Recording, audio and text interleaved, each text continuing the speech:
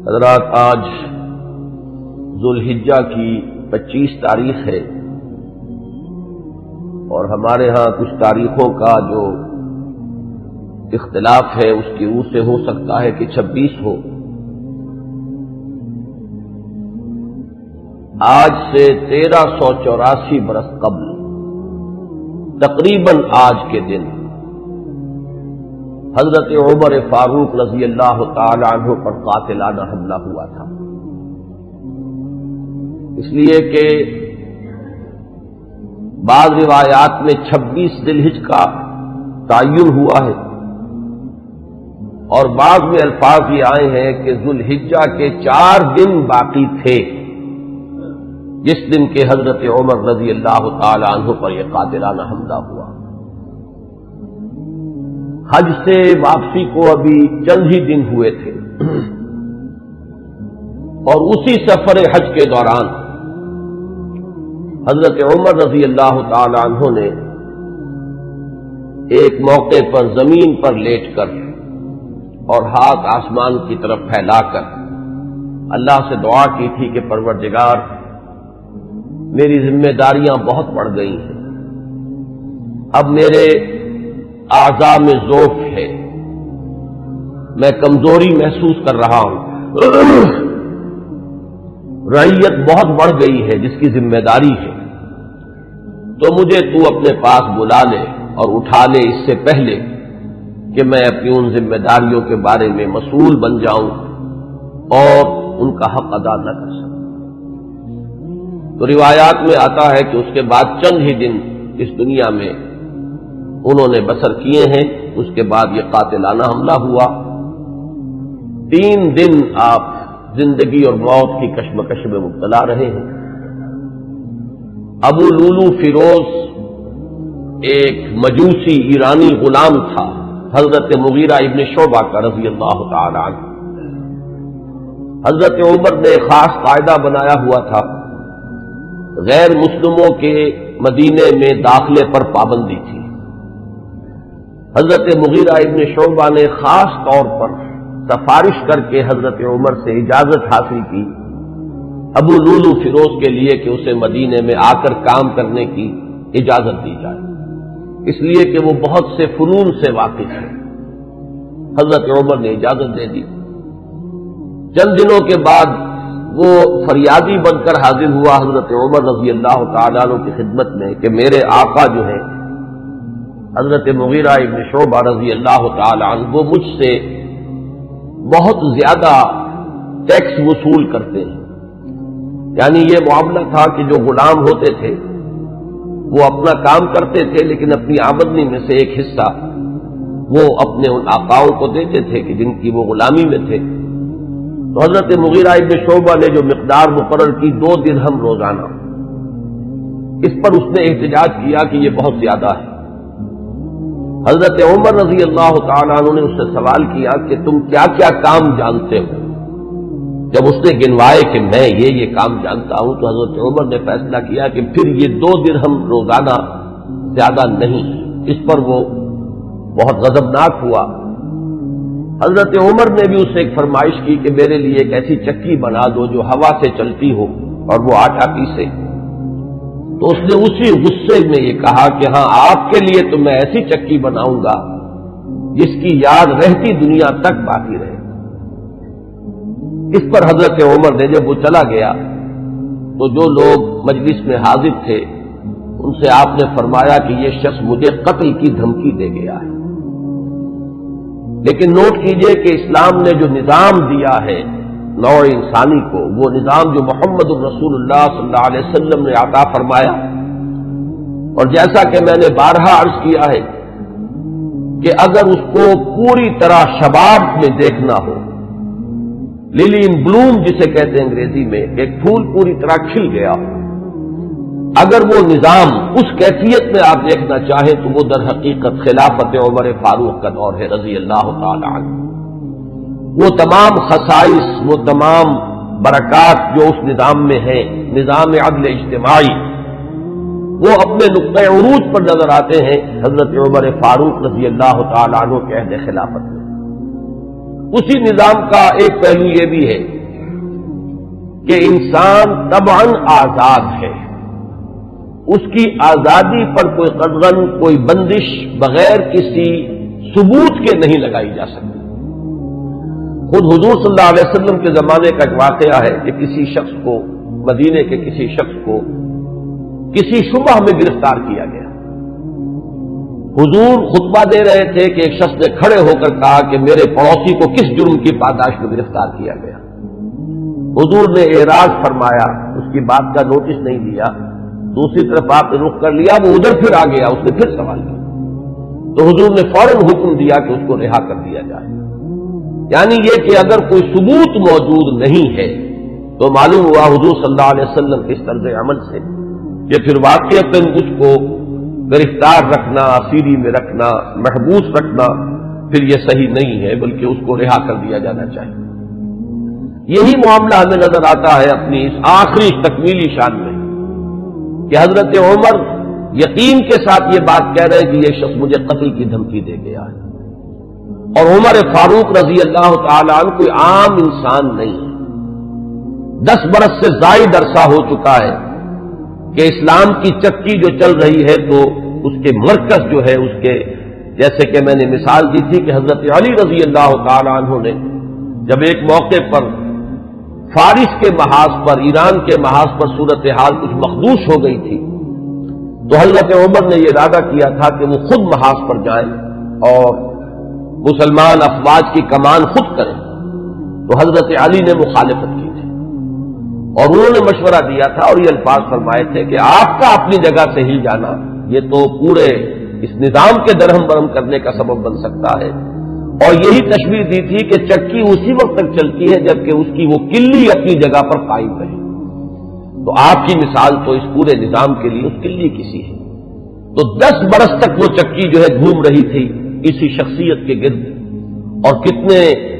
فتوحات کا دائرہ کہاں سے کہاں تک پہنچا تھا، اتنی بڑی کوئی سلطنت اس سے پہلے تاریخ انسانی میں کبھی وجود ہی میں نہیں آئی تھی،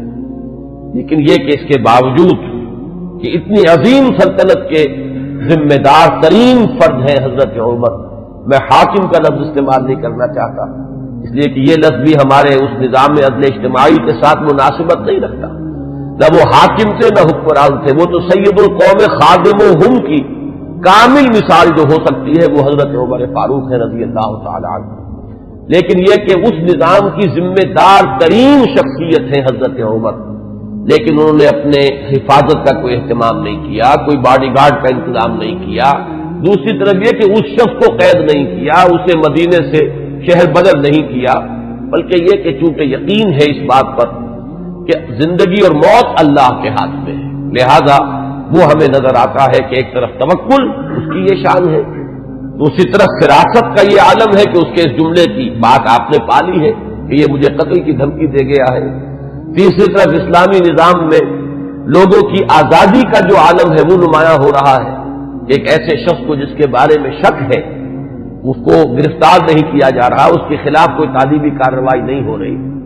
بہرحال اس شخص نے چند ہی دن کے بعد فجر کی نماز جب حضرت عمر فاروق ادا کرنے کے لیے آگے بڑھے ہیں اور آپ نے نیت باندھی،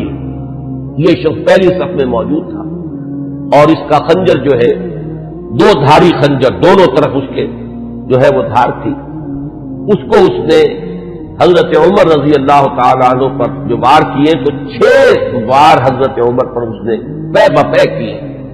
حضرت عمر گر گئے رضی اللہ تعالی عنہ۔ حضرت عبد الرحمن ابن عوف نے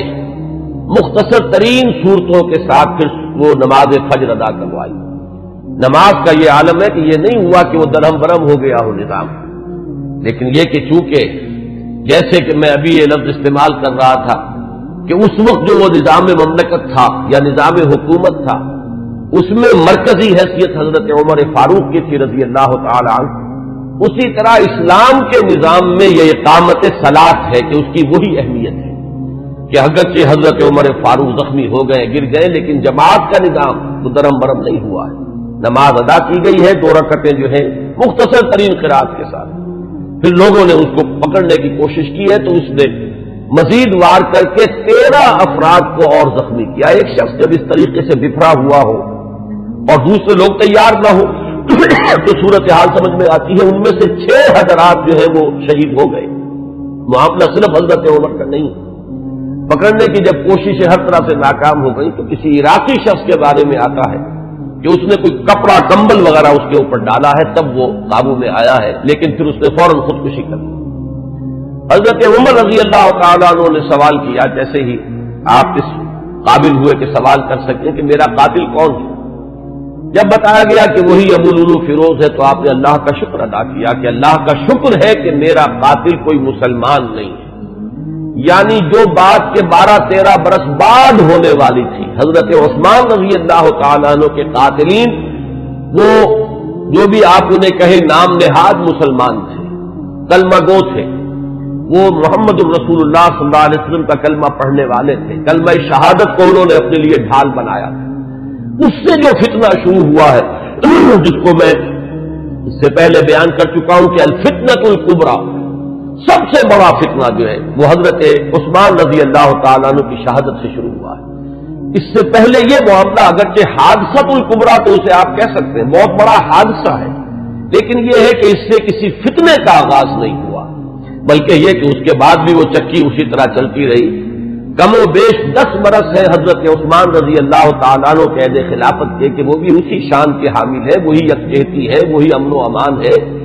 اسی طرح فتوحات کا سلسلہ جاری ہے۔ انقلاب محمدی علی صاحب الصلاۃ والسلام کا سیلاب جو ہے وہ بڑھ رہا ہے اسی شان سے، جو میں نے بارہا آپ کو سنایا ہے اقبال کا یہ مصرع کہ تھمتا نہ تھا کسی سے سیل رواں ہمارا، تو کم و بیش 10 برس اس کے بعد یہ کیفیت جاری رہی ہے، تو اس سے کسی بڑے فتنے کا آغاز نہیں ہوا۔ حضرت عمر رضی اللہ تعالیٰ عنہ پر یہ قاتلانہ حملہ ہوا ہے 26 یا یہ کہ 25، 26، 27 ان میں سے کوئی تاریخ ہوگی، 4 دن بقایا تھے۔ اب اگر 30 کا مہینہ ہو تو اس کی تاریخ اور بن جائے گی، 29 کا ہو تو کچھ بدل جائے گی، تقریباً وہ آج کا دن ہی پڑتا ہے، اور یہ ہے سن 23 ہجری۔ انتقال ہوا ہے تو پھر تدفین جو ہوئی، حضرت صہیب رومی رضی اللہ تعالی عنہ کے بارے میں وصیت تھی کہ وہ میری نماز جنازہ ادا کریں، اس کی امامت کریں، تو یکم محرم الحرام سن 24 ہجری کو تدفین ہوئی ہے۔ تدفین کا یہ واقعہ بھی بڑا اہم ہے اور آپ سب حضرات کے علم میں ہوگا کہ حضرت عمر نے اپنے صاحبزادے عبداللہ ابن عمر رضی اللہ تعالی عنہما کو بھیجا حضرت عائشہ کی خدمت میں کہ میری بڑی خواہش ہے کہ آپ کے حجرے میں میں دفن ہو جاؤں جہاں محمد الرسول اللہ صلی اللہ علیہ وسلم اور حضرت ابوبکر صدیق رضی اللہ تعالی عنہ مدفون تھے۔ حضرت عائشہ نے فرمایا، اور اس سے جو مقام ان کی نگاہ میں تھا حضرت عمر کا وہ بھی ظاہر ہوتا ہے کہ کس طرح انہوں نے اثار کیا ہے، کس قدر ان کے لیے یہ مرحلہ کٹھن ہوگا فیصلے کا کہ اس حجرے میں صرف ایک قبر کی جگہ اور تھی۔ حضرت عائشہ نے فرمایا ام المومنین رضی اللہ تعالی عنہ کہ یہ جگہ میں نے اپنے لیے مخصوص کی ہوئی تھی، میں چاہتی تھی کہ میں خود یہاں دفن ہوں، اور اس میں کوئی حرج نہیں تھا، اس لیے کہ حضور دفن تھے وہاں، وہ آپ کے شوہر تھے، حضرت ابوبکر دفن تھے، وہ ان کے والد تھے، لیکن میں عمر کو اپنی ذات پر ترجیح دیتی ہوں، لہذا میں اجازت دیتی ہوں کہ حضرت عمر کو وہاں دفن کر دیا جائے۔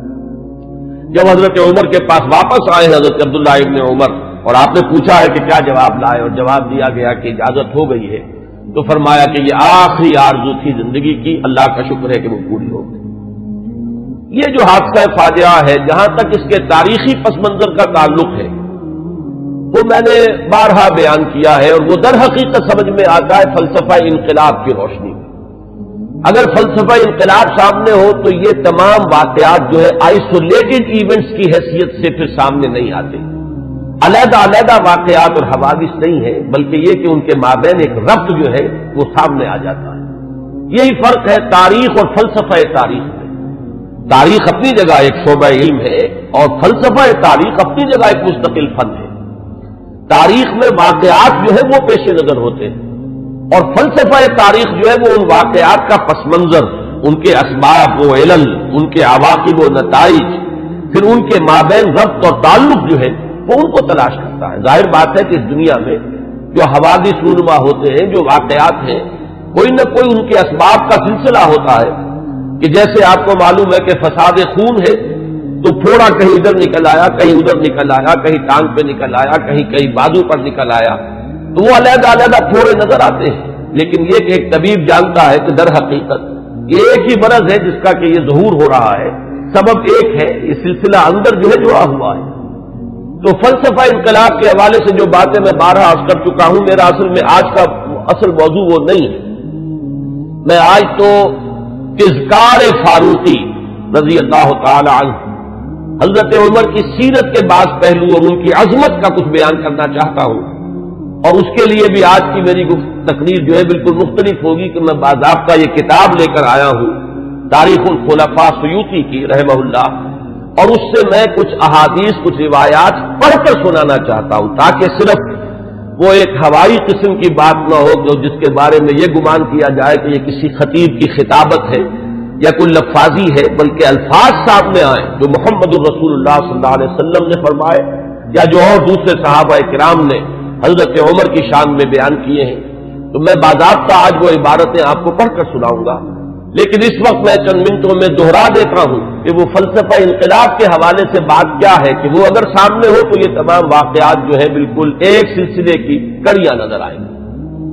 یہ میں نے بار عرض کیا ہے کہ انقلاب جو ہے اس کا خاصہ یہ ہے کہ پہلے وہ کسی ایک ملک میں آتا ہے اور ایک بڑی جان گسل ایک جد و جہد ہے اور بڑی طویل ایک جد و جہد ہے جس کے بعد انقلاب آتا ہے. اس لیے کہ انقلاب کے معنی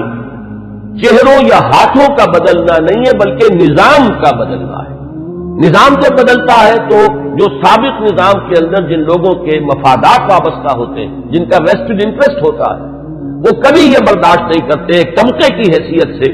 کہ ان کے مفادات پر کوئی زد پڑے. وہ اسٹیٹس کو چاہتے ہیں کہ جیسا ہے ویسا رہے، اس میں کوئی تبدیلی بنیادی طور پر اس نظام میں نہ آئے. یہ تو ہو جائے کوئی حرج نہیں کہ ایک چچا نہیں تو بھتیجا آ جائے، بھتیجا نہیں تو چچا آ جائے، ایک بھائی نہیں دوسرا بھائی برسر اقتدار آ جائے، ایک جاگیردار نہیں دوسرا جاگیردار آ جائے. بہرحال وہ اپنا ہی بھائی بند ہے، وہ جاگیرداروں کے مفادات ہی کو پیش نظر رکھے گا. ایک سرمایہ دار نہیں دوسرا سرمایہ دار آ جائے تو یہ تو ہو جائے کوئی حرج نہیں کہ گاؤں رفت اور خر آمد یا خر رفت و گاؤں آمد، اس میں کوئی حرج نہیں. لیکن کوئی بنیادی تبدیلی نہ ہو. انقلاب بنیادی طور پر نظام کو بدلتا ہے، لہذا بڑی زبردست جد و جہد اور کشمکش کے بعد یہ انقلاب دنیا میں آتا ہے. اس کے 6 مراحل میں نے بارہا بیان کیے. آخری چیز جو ہوتی ہے وہ یہ ہے کہ جب مخالف انقلاب قوتیں یہ دیکھتی ہیں کہ اب ہمارا بس نہیں چل رہا، یہ انقلاب تو اب جیسے آپ آج کل ایک الفاظ عوامی نعرے کے طور پر سنتے ہیں کہ آوے ہی آوے، کہ اب تو نظر آ رہا ہے کہ انقلاب تو آئے گا، اس کا کوئی راستہ روکنے والا نہیں ہے. تو آخری حربہ ان کا یہ ہوتا ہے کہ اس وقت وہ کونوں کھجروں میں دبک جاتے ہیں اور منتظر رہتے ہیں کہ پھر کبھی کوئی موقع آئے، کوئی بہت ہی مناسب موقع، کوئی اپارچن مومنٹ کہ اس پر پھر ہم ضربے کاری دوبارہ لگائیں. اس وقت دبک جاؤ، اس وقت جو ہے اپنے سر نیچے کرو. اس کو کہتے ہیں کاؤنٹر ریولیوشنری موومنٹ. تو حضور صلی اللہ علیہ وسلم کی 20 سالہ جد و جہد کے نتیجے میں جب عرب میں انقلاب کی تکمیل ہو گئی تو مخالف انقلاب قوتوں نے بھی اس وقت جو ہے گردن جھکا دی. وہ منتظر تھے کہ پھر کوئی موقع آئے تو ہم کھڑے ہو جائیں اور پھر اس انقلاب کو ناکام کریں. یہ در حقیقت ہوا ہے پھر خلافت ابوبکر صدیق رضی اللہ تعالیٰ عنہ کے زمانے میں. حضور کا انتقال ہوا، مسلمانوں کے دل زخمی تھے، مسلمانوں کا مورال ظاہر بات ہے، اس کا آپ تصور کیجئے کتنا جو ہے اس وقت مجروح ہو چکا تھا. اس وقت پھر یہ قوتیں ابری ہیں. ایک طرف تو نئے مدعیان نبوت کھڑے ہو گئے اسلام کی بےخنی کے لیے، دوسری طرف زکوٰۃ کے مانعین منکرین زکوٰۃ. منکرین زکوٰۃ کا مطلب یہ نہیں ہے کہ انہوں نے زکوٰۃ کا انکار کیا تھا، صرف یہ کہتے تھے کہ ہم حکومت کو ادا نہیں کریں گے، اپنے طور پر کریں گے. یہ دو قوتیں جو ابری ہیں دونوں کی دونوں اندرون ملک عرب سے ابری ہیں. کوئی باہر کی قوت اس میں نہیں تھی بلکہ اندرون ملک عرب، کیونکہ ابھی تک انقلاب کی تکمیل بھی تو عرب ہی کی حد تک ہوئی تھی. تو جو مخالف انقلاب قوتیں وہ بھی وہیں سے ابری. حضرت ابوبکر صدیق رضی اللہ تعالیٰ عنہ کے مناقب کا یہ بہت اہم باب ہے کہ ایک آئرن ول کے ساتھ، ایک آہنی عظیمت کے ساتھ، بلکہ یوں کہیے کہ کوہ ہمالیہ جیسی عظیمت کے ساتھ انہوں نے مقابلہ کیا اور ان تمام مخالف انقلاب تحریکوں کو اور قوتوں کو کچل کر اور پھر انہوں نے ذمہ داری جو ہے سنبھالی حضرت عمر فاروق کو، اور بہت جلد وہ تو اللہ تعالیٰ کے حضور میں اور محمد الرسول اللہ صلی اللہ علیہ وسلم کی رفاقت کے لیے وہ آخرت میں روانہ ہو گئے۔ اب جو دور آیا ہے جس کا آغاز حضرت ابو بکر کے زمانے میں ہوا تھا، ویسے تو یہ کہ غزوہ تبوک اور غزوہ موتا حضور کی حیات طیبہ میں ہوئے ہیں، لیکن ابھی تک کوئی فتوحات کا دائرہ جو ہے حضور کے زمانے میں نہیں تھا۔ حضرت ابو بکر کے زمانے میں فتوحات کا معاملہ شروع ہوا، شام میں پیش قدمی ہوئی، کچھ عراق کے اندر بھی پیش قدمی ہوئی۔ یہ شام عرب، عراق عرب، اصل میں یہ عرب ہی کے ملک کے حصے ہیں جن پر کے چونکہ زرخیز علاقے تھے تو اس وقت کی دو سپر پاورز نے قبضہ کیا ہوا تھا۔ شام عرب پر قبضہ تھا سلطنت روما کا، اور عراق عرب پر قبضہ تھا سلطنت فارس کا، تو اصل میں تو یہ عرب علاقے تھے۔ بہرحال حضرت ابوبکر صدیق کے زمانے میں فتوحات ہوئی، کچھ شام میں کچھ عراق میں۔ پھر اصل جو فتوحات کا سیلاب تھا وہ حضرت عمر کے زمانے میں آگے آیا ہے، اور اس میں آپ کو معلوم ہے پورا شام فتح ہوا، پورا ایران فتح ہوا، اور کہاں سے کہاں تک حدود پہنچ گئے۔ اب جو مخالف انقلاب قوتیں ابھری ہیں، ظاہر بات ہے کہ وہ اب بیرون سے تھیں۔ ایک اندرون سے سازش، یہودی سازش عبداللہ ابن سبا کی، اور دوسری طرف یہ کہ عجمی انتقام، اس لیے کہ جہاں تک تعلق ہے سلطنت روما کا، ایک تو یہ کہ وہ بالکل ختم نہیں ہوئی تھی، ابھی اس کے شمالی افریقہ کے مقبوضات بھی بقایا تھے، ابھی اس کے پاس جس کو آپ ایشیا مائنر کہتے ہیں، ایشیائی کوچک، وہ بھی باقی تھا، اس کے اور یورپین مقبوضات بھی ابھی باقی تھے، تو وہ بالکل ختم نہیں ہوئی تھی۔ صرف یہ ہے کہ یوں سمجھیے کہ ایک ٹانگ اس کی ٹوٹ گئی تھی کہ ویسٹ ایشیا سے تقریباً اسے بے دخل کر دیا گیا، جبکہ سلطنت ایران کا معاملہ یہ کہ وہ تو بالکل ختم ہو گئی، اس کی دھجیاں اڑ گئیں، اس کا کوئی وجود نہیں رہا۔ وہ جو سلسلہ چلا آ رہا تھا ان کے ہاں ایک شہنشاہی سلسلہ، وہ ختم ہو کر رہ گیا۔ اس اعتبار سے جو اصل رد عمل ہوا ہے اس مرحلے پر وہ ایران کی طرف سے ہوا ہے۔ ایرانی ویسے بھی شاہ پرست اور نسل پرست لوگ ہیں، ان کے اندر اپنی نسل کی برتری کا اور عربوں کی تحقیر کا جذبہ جو ہے یہ ہمیشہ سے پایا جاتا ہے کہ عربوں کو وہ کچھ تسلیم کرنے کو تیار ہی نہیں تھے۔ اب جب حضرت عمر کے ہاتھوں یہ معاملہ ہوا اور سلطنت کسریٰ جو ہے پارا پارا ہو گئی اور اس کا سلسلہ ختم ہو گیا، تو در حقیقت اب دوسرا انتقام جو ہے وہ آیا ہے یہ باہر سے۔ اور یہ جو معاملہ تھا حضرت عمر کی شہادت کا، یہ کوئی آئسولیٹڈ فیکٹ نہیں ہے، آئسولیٹڈ ایونٹ نہیں ہے، اگرچہ جیسے اس کو میں نے بیان کیا واقعات تو یہی ہیں، اس سے زیادہ جو ہے اس کا کوئی ثبوت تو تاریخ کے اندر جو ہے ہمیں نہیں مل سکے گا، لیکن یہ ہے کہ یہ سب کو معلوم ہے کہ جو گورنر تھا ایک ایرانی، وہ اس کی پشت پر تھا، اور اس گورنر ہی کی شہ پر اس نے یہ سارا اقدام کیا ہے، اور مجوسی تھا، ایرانی تھا، اس نے انتقام لیا ہے حضرت عمر فاروق رضی اللہ تعالی عنہ سے۔ اس کے بعد یہ بات آگے بڑھی، اور جیسا کہ میں نے عرض کیا کہ پھر یہودی سازش بھی جب سامنے آئی ہے، اور پھر یہودی سازش اور عجمی انتقام، یہ دونوں نے مل کر پھر وہ شکل اختیار کی ہے کہ جو الفتنۃ الکبریٰ حضرت عثمان رضی اللہ تعالی عنہ کی شہادت جو جس کا نتیجہ نکلی۔ تو اگر اس کو آپ سمجھیں گے تو یہ بالکل سمجھ میں آنے والی بات ہے، یہ کوئی ایسا نہیں ہے کہ کوئی بالکل ہی یعنی انوکھی باتیں ہو، بلکہ یہ سمجھ میں آنے والی باتیں ہیں، تاریخ کے یہ حقائق ہیں، ان اصولوں کو سامنے رکھا جائے تو ہر چیز اپنے صحیح پرسپیکٹو میں نظر آ جاتی ہے۔ لیکن جیسا کہ میں نے عرض کیا، میں آج اس سلسلے میں کچھ زیادہ عرض نہیں کرنا چاہتا، میں یہ چاہتا ہوں کہ حضرت عمر کے مناقب میں آج آپ کو باضابطہ کچھ روایات پڑھ کر سناؤں اور ان کے ترجمے کے حوالے سے بات آپ کے سامنے رکھوں۔ سب سے پہلی بات ان کی شخصیت کے ضمن میں یہ ہے کہ اگرچہ ایک روایت تو یہ بھی ملتی ہے، علامہ ذہبی نے یہ رائے ظاہر کی ہے کہ حضرت عمر جب ایمان لائے ہیں تو ان کی عمر 27 برس تھی رضی اللہ تعالی عنہ، لیکن یہ کہ غالباً انہیں مغالطہ ہوا ہے۔ امام نووی رحمہ اللہ نے جو کچھ لکھا ہے وہ میں پڑھ کر سنا رہا ہوں۔ ولد عمر بعد الفیل ب13 سنہ، حضرت عمر رضی اللہ تعالیٰ عنہ کی ولادت ہوئی ہے عام فیل کے 13 سال بعد۔ یہ آپ کو معلوم ہوگا کہ عام الفیل جو ہے، جس سال کے ابرہہ نے حملہ کیا تھا خانہ کعبہ پر، وہ آیا تھا لے کر مکے پر چڑھائی کے لیے اپنے ہاتھیوں کے ساتھ اپنا ایک لشکر جرار لے کر آیا تھا، اسی سال حضور کی ولادت باسعادت ہوئی۔ 13 برس بعد حضرت عمر کی ولادت ہے، گویا کہ جب آفتاب نبوت طلوع ہوا ہے، یعنی جب کہ وحی کا آغاز ہوا ہے، تو حضرت عمر رضی اللہ تعالیٰ عنہ کی عمر 27 برس تھی۔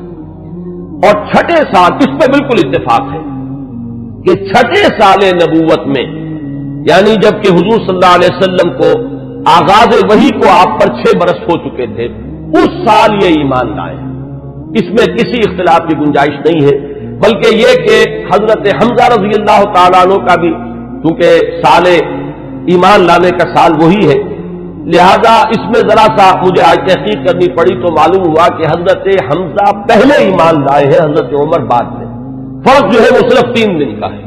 हजरत हमजा 3 दिन कबल ईमान लाए हैं और हजरत उमर रजी अल्लाह तआला अन्हु ये 3 दिन के बाद ईमान लाए। तो जिस वक्त वो ईमान लाए हैं इसका मतलब यह है कि 33 बरस उम्र थी हजरत उमर रजी अल्लाह तआला अन्हु की, और जब आपका इंतकाल हुआ है, शहादत हुई है, तो 63 बरस उम्र थी, और ये वही उम्र है जिसमें कि हुजूर सल्लल्लाहु अलैहि वसल्लम का इंतकाल हुआ और हजरत अबू बकर का इंतकाल हुआ। यानी जो कुर्ब और एतबारात से है, साहिबैन को, शेखैन को, जो भी आप उन्हें कहें, हजरत अबू बकर, हजरत उमर रजी अल्लाह तआला अन्हुमा, इन दोनों की जो मुशाबहतें हुजूर के साथ है वो इस पहलू से भी है कि इस दुनियावी जिंदगी जो है उसका कि वही मिकदार है, उतने ही अरसे हुजूर इस दुनिया में रहे हैं, इस हयात दुनियावी में, और इतने ही अरसे हजरत अबू बकर और हजरत उमर रजी अल्लाह तआला अन्हुमा। इसके बाद चंद अल्फाज जो इमाम नबवी के हैं वो मैं आपको पढ़कर सुना रहा हूं। वकान मिन अशराफ कुरैश, कुरैश के इंतहाई जो बाइज्जत घराने हैं उनमें से उनका ताल्लुक है। ये बनु अदी से ताल्लुक रखते थे और 8वीं पुश्त में हुजूर के साथ सिलसिला नसब हजरत उमर फारूक रजी अल्लाह तआला अन्हु का मिल जाता है। व इलैहि कानत सिफारत फिल जाहिलिया, अब इनका जो मकाम जाहिलियत में था, इसमें भी समझिए अय्याम जाहिलियत से मुराद है इस्लाम लाने से पहले जो इनका मकाम अपने उस निजाम में था, जो कबायली निजाम था अरब के अंदर, कुरैश में इनकी हैसियत क्या थी। तो व इलैहि कानत सिफारत फिल जाहिलिया कानत कुरैश इज़ा वक़अत अल हर्ब बैनहुम और बैनहुम व बैन गैरिहिम बासु सफीरन अय रसूलन व इज़ा नाफरहुम मुनाफिरुन और फाखरहुम मुफाखिरुन बासुहुम मुनाफिरन और मुफाखिरा। अब ये कबायली जिंदगी का पूरा नक्शा इस इबारत में आ गया है कि जहां कहीं कोई जंग होती थी, झगड़ा होता था कुरैश का खुद अपने अंदर 2 घरानों के माबेन, या कुरैश का बहैसियत कबीला किसी दूसरे कबीले से, तो हजरत उमर को सफीर की हैसियत से भेजा जाता था। ये उनका मकाम था। और अगर कहीं कोई मुफाखरत हो जाती थी, कहीं किसी बड़े शायर और खतीब ने खड़े होकर वो अपने कबीले के जो है मफाखिर बयान किए, तो वहां पर फिर मुकाबले के लिए भी, इस तफाखुर के लिए भी हजरत उमर को भेजा जाता था। तो ये उनका मकाम अपनी उस जिंदगी में था। यहीं पर नोट कर लीजिए कि हजरत अबू बकर सिद्दीक रजी अल्लाह तआला अन्हु के बारे में भी मैंने आपको बताया कि इस्लाम लाने से कबल कुरैश में उनका ये मकाम था कि देश के फैसले वो करते थे। कबायली जिंदगी में सबसे ज्यादा नाजुक मामला होता है मुकदमात कत्ल का फैसला, और जाहिर बात है कि अगर कहीं अपने घरानों के अंदर ही कत्ल का मामला हो गया है तो जान के बदले जान के बजाय उसमें कोशिश की जाती थी कि जो भी खून बहा है वो देकर तो जो कातिल है क्योंकि अपने ही कबीले का फर्ज है उसकी जान बचाई जाए। अब उसमें ताय्युन करना कि कितना खून बहा हो, ये काम जो है हजरत अबू बकर रज़ी अल्लाह तआला अन्हु के सुपुर्द था। तो उससे भी अंदाजा होता है कि उनका मकाम अपने उस निजाम में जो पहले से कायम था वो क्या था। बिल्कुल उसी तरह का मामला जो है वो हजरत उमर रज़ी अल्लाह तआला अन्हु का। हजरत उमर के इस्लाम के बारे में बहुत सी रिवायात आपने सुनी होंगी और मैं भी पहले कई मरतबा बयान कर चुका हूं। मैंने जो इस दौर में मजीद मुतादा किया तो मालूम हुआ कि बाज़ रिवायात और भी हैं कि जिससे ये अंदाजा होता है कि जो उनकी हमशीरा और बहनोई हजरत फातिमा बिन्त खत्ताब और हजरत सईद इब्न ज़ैद रज़ी अल्लाह तआला अन्हुमा, उनके साथ जो वाकया हुआ, अंदाजा ऐसा होता है कि वो दर हकीकत वो आखिरी ज़र्ब थी जो हजरत उमर के दिल पर लगी है। उससे पहले भी बाद मौके पर कुछ ऐसे उनके साथ वाकयात पेश आ चुके थे कि जिससे उनके दिल के अंदर एक कशमकश जो है वो शुरू हो चुकी थी। मतलब बाद रिवायात में आता है कि एक मरतबा हुजूर सल्लल्लाहु अलैहि वसल्लम जब आ रहे थे खाने काबा की तरफ तो हजरत उमर ने भी पीछा किया और वो मुखालिफाना अंदाज में पीछा किया, लेकिन हुजूर पहले पहुंच चुके थे, आपने नमाज के लिए नियत बांध ली थी। तो अब हजरत उमर जो है खामोशी से सुनते रहे कुरान मजीद और उसका उनके दिल पर एक असर हुआ। उन्होंने अपने दिल में कहा कि ये शख्स बहुत बड़ा शायर है। वाकया ये कि ये कलाम जो ये पढ़ रहा है इस वक्त یہ تو بہت ہی اعلیٰ کلام ہے، بہت اونچا کلام ہے۔ تو معلوم یہ ہوا کہ کہیں نہ کہیں وہ جو ہے بیج وہ پڑ رہا تھا۔ اسی طرح ایک رات کے وقت ایسا ہوا ہے کہ حضرت عمر کی کسی ہمشیرہ کو وہ ولادت کا مرحلہ درپیش تھا، تو کسی دائی وغیرہ کی تلاش کے لیے وہ نکلے ہیں رات کو۔ اس وقت انہوں نے دیکھا کہ حضور اور آپ کے ساتھ چند اور لوگ ہیں جو کھڑے ہیں اور نماز پڑھ رہے ہیں، تو خانہ کعبہ کے پردوں میں چھپ کر آپ نے پھر حضرت عمر نے اس وقت وہ سنا کہ یہ کیا پڑھ رہے ہیں، اور اس سے بھی ان کا کہنا یہ ہے کہ میرے دل کے اندر ایک کشمکش شروع ہو چکی تھی۔ یہ بات جو ہے نفسیاتی اعتبار سے سمجھ میں آتی ہے۔ بسا اوقات ایسا ہوتا ہے کہ ایک شخص کے اوپر ایک کسی حقیقت کا انکشاف ہو رہا ہے تدریجاً، لیکن ابھی وہ جو پچھلی عصبیتیں ہیں، اپنے آبائی عقائد یا اپنے آبائی دین کے ساتھ جو ایک جذباتی تعلق ہے، وہ ابھی اتنا مضبوط ہے کہ ریزسٹ کر رہا ہے، اندر ہی اندر وہ کشمکش جو ہے وہ جاری ہے۔ لیکن ان روایات سے یہ معلوم ہوتا ہے کہ وہ واحد واقعہ نہیں ہے جو اس وقت ہوا،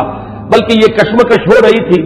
وہ آخری بات جو ہے جسے میں تشبیہ کہا کرتا ہوں کہ غبارے کو پھاڑنے والی چیز جو ہے وہ تو وہی واقعہ ہے کہ جو حضرت فاطمہ کے ساتھ یعنی ان کے ہمشیرہ کے ساتھ پیش آیا ہے، ان کے اور ان کے بہنوئی اور بہن کے مابین، کہ حضرت عمر تو نکلے تھے فیصلہ کر کے کہ بس اب تلوار ننگی لے کر کہ حضور کا اب میں خاتمہ کر کے گھر واپس آؤں گا اور جو ہونا ہے ہو لے۔ لیکن یہ کہ یہ جو کلکل ہو رہی ہے اور یہ جھگڑا جو قریش کے اندر ہو گیا ہے، گھر گھر جو ہے فساد ہے، باپ بیٹے سے جدا ہو رہا ہے، بھائی بھائی سے کٹ گیا ہے، بیوی شوہر سے علیحدہ ہو رہی ہے، تو یہ فساد ہم کب تک برداشت کریں گے؟ تو جو اس فساد کا سبب ہے اس کو ختم کر دیا جائے، پھر دیکھا جائے گا جو ہوگا۔ یہ جو میں کہہ رہا ہوں جو دیکھا جائے گا جو ہوگا، اس میں بھی جب تک قبائلی پس منظر سامنے نہ ہو یہ بات سمجھ میں نہیں آئے گی کہ جو چیز انہیں روک نہیں تھی حضور کے خلاف اقدام کرنے پر قریش کو، کفار قریش کو، وہ یہی بات تھی کہ حضور کا جو گھرانہ ہے بنی ہاشم وہ حضور کے پشت پر تھا، اور قبائلی زندگی میں یہ ہوتا ہے کہ اب عقیدہ جو ہے بہرحال بنو ہاشم کے فرد ہے اور خاندان کی حمایت حاصل ہے۔ اگر حضور کے خلاف کوئی اقدام کرتے تو بنو ہاشم ان کی مدافعت میں اور ان کے ساتھ جو ہے میدان میں آ جائیں گے۔ نتیجہ یہ نکلے گا کہ قریش کے دو گھرانے آپس میں ٹکرا جائیں گے، یا قریش کے مابین جو ہے ان کے اپنے اندر جو ہے ایک کشمکش شروع ہو جائے گی۔ اور یہ چیز جو ہے جیسے کہ ایک عام محاورہ بھی ہے کہ house divided amongst itself can not stand, تو ہمیں جو مقام حاصل ہے پورے عرب میں، جو سیادت اور قیادت اور چودراہٹ ہماری چل رہی ہے، اگر ہم آپس میں لڑ پڑے تو پھر وہ ہماری قیادت اور سیادت جو ہے چودراہٹ وہ ختم ہو جائے گی۔ یہ روک تھا قریش، جو کفار قریش ہے ان کے راستے میں یہ رکاوٹ تھی کہ حضور کے خلاف کوئی اقدام نہیں کر رہے تھے۔ بالآخر حضرت عمر نے طے کیا اب جو ہو سو ہو، اب تو میں یہ کام کر کے رہوں گا۔ اس وقت وہ چلے ہیں، لیکن یہ کہ درمیان میں بعض روایات میں نام آتا حضرت حذیفہ رضی اللہ تعالی عنہ، اور غالباً یہ ابو سفیان کے بیٹے ہیں جو ایمان لا چکے تھے۔ حضرت عمر کو معلوم نہیں تھا۔ انہوں نے جب دیکھا کہ تیور جو ہے بہت ہی اس وقت عمر کے بدلے ہوئے ہیں، پوچھا کیا معاملہ ہے؟ کہ میں جا رہا ہوں کہ آج تو بس فیصلہ چکا کے آؤں گا اور محمد کو میں قتل کر دوں گا صلی اللہ علیہ وسلم۔ انہوں نے بڑی حکمت سے کام لے کر رخ موڑ دیا کہ تم پہلے اپنے گھر کی خبر تو لو، تمہاری بہن اور تمہارے بہنوں ایمان لا چکے۔ اب جو جلال کا عالم ہوا ہوگا عمر کا رضی اللہ تعالیٰ عنہ، اس کا آپ اندازہ کیجئے، جس قدر غضبناک ہو کر وہ گئے ہیں اور دروازہ جو ہے وہ دھڑدھڑایا تو وہ اندر اس وقت جو ہے حضرت خباب بن الارت آئے ہوئے تھے رضی اللہ تعالیٰ عنہ، اور وہ انہیں سورہ طٰہٰ ابھی نازل ہوئی تھی، تو میاں بیوی جو ہے حضرت سعید ابن زید اور فاطمہ بنت خطاب جو ان کی زوجہ ہے حضرت سعید کی، انہیں وہ سورہ طٰہٰ پڑھا رہے تھے۔ تو اسی میں یہ پہنچ گیا، اندازہ ہو گیا عمر ہے، تو انہوں نے چھپایا حضرت خباب کو تو کہ ان کے تو آتے ہی شاید تھر ہی قلم کر دے، میں تو پھر بھی بہن ہوں، اور یہ شوہر جو ہے نہ صرف یہ کہ بہنوئی ہے بلکہ چچا زاد بھائی ہے، اس لیے کہ حضرت عمر کے والد خطاب اور دادا نفیل ہی کے بیٹے تھے حضرت زید۔ میں حضرت اس لیے کہہ رہا ہوں اگرچہ وہ حضور پر وحی کے آغاز سے پہلے جو ہے ان کا انتقال ہو گیا، لیکن موحد کامل تھے وہ، اور ان کے بیٹے حضرت سعید، تو یہ چچا زاد بھائی ہیں آپس میں، تو چچا زاد بھائی بھی ہے بہنوئی بھی ہے، تو کچھ نہ کچھ پاس تو کرے گا۔ لیکن یہ کہ خباب بن الارت رضی اللہ تعالیٰ عنہ اس کا تو جو ہے سر قلم کر دیتے حضرت عمر۔ لیکن یہ کہ بہرحال اس کے بعد جو واقعہ وہ آپ نے اکثر نے سنا ہوگا، مارنا شروع کیا، بہنوئی کو مارا، لہو لہان کر دیا، بہن آئی ہے درمیان میں،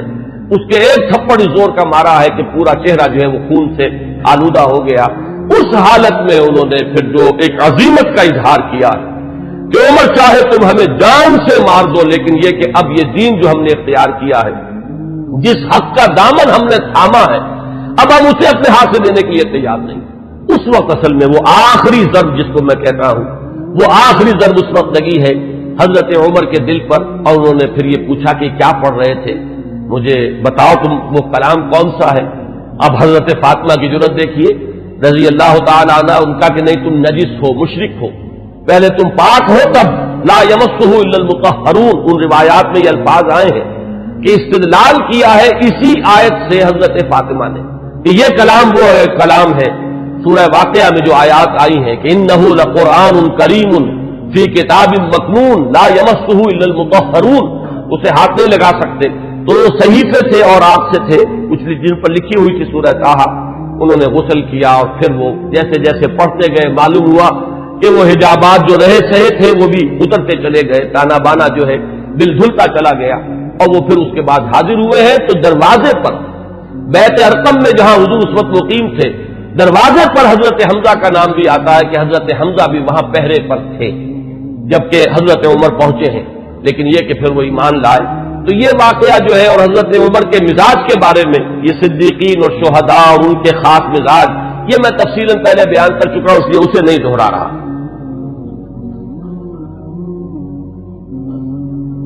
حضرت عمر کا جو مقام ہے صحابہ کرام میں، اس کے بارے میں علامہ سیوطی، بلکہ یہ کہ یہ علامہ نووی جو شارح ہیں مسلم شریف کے، ان کے الفاظ میں اب آپ کو سنا رہا ہوں۔ هو احد السابقین الاولین واحد العشرۃ المشہود لهم بالجنہ واحد الخلفاء الراشدین واحد اصحاب النبی علیہ الصلوۃ والسلام، اور آخری الفاظ اہم ترین ہیں واحد کبار علماء الصحابۃ والزہادہم۔ باقی چیزیں تو آپ کے علم میں ہیں، سابقون الاولون میں سے ہیں۔